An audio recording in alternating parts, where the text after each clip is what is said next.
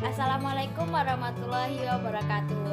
Halo semuanya, perkenalkan saya Isna Nur Alifah dari Prodi D4 Administrasi Perkantoran AGK. Di sini saya akan menjelaskan peran pemuda di era milenial yang mencerminkan semangat juang pemuda di era pergerakan kemerdekaan.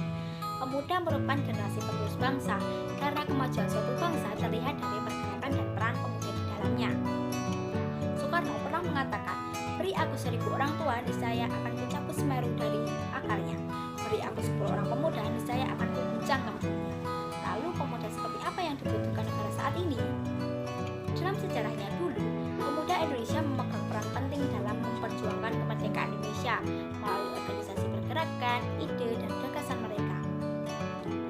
Lahirnya Gerakan Pemuda Indonesia berawal dari kebijakan politik etis yang menyadarkan orang-orang pribumi terhadap nasionalisme. Momen ini menjadi titik awal semangat para pemuda untuk bersatu memperjuangkan kemerdekaan Indonesia. Kemerdekaan sudah kita rasakan dan sekarang kita memasuki era globalisasi di mana serba keterbukaan informasi dan kemudahan akses teknologi. Beda zaman, beda pula tantangannya.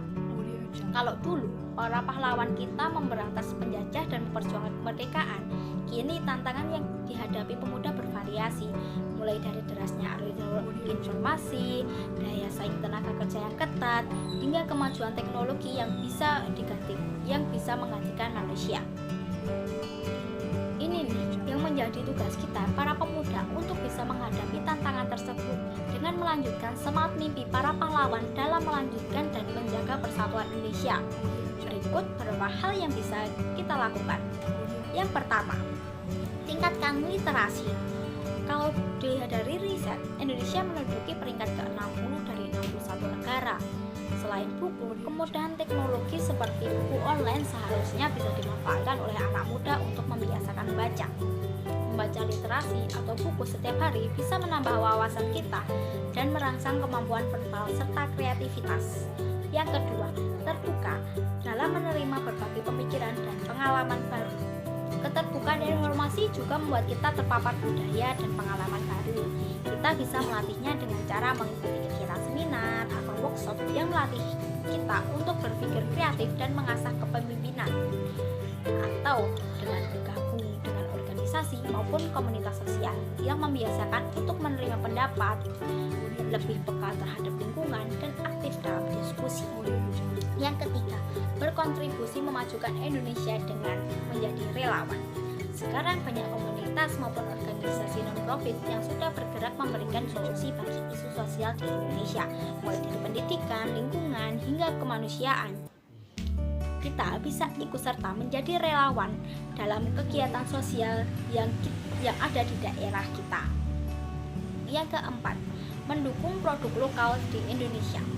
Cara lain memajukan Indonesia adalah dengan membeli dan menggunakan produk lokal sebagai bentuk dukungan kita untuk usaha kecil menengah. Yang kelima, menjadi pengguna internet dan media sosial yang baik.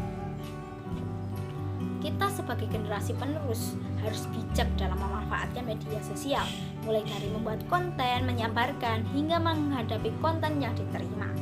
Kita bisa memanfaatkan media sosial dan internet untuk berkarya atau bertukar pikiran. Jadi, jangan sampai media sosial menjadi sarana untuk menjatuhkan satu sama lain atau menyebarkan berita hoaks. Banyak peluang yang terbuka di tengah kemajuan teknologi dan informasi, banyak pula tantangan yang harus dihadapinya. Pemuda Indonesia di era sekarang dan generasi lain pula cara yang dijalankannya, tetapi peran kita sebagai pemuda tetap satu, yaitu mewujudkan mimpi Indonesia yang berkualitas dan menjaga persatuan Indonesia. Sekian yang dapat saya sampaikan, kurang lebihnya saya mohon maaf. Wassalamualaikum warahmatullahi wabarakatuh.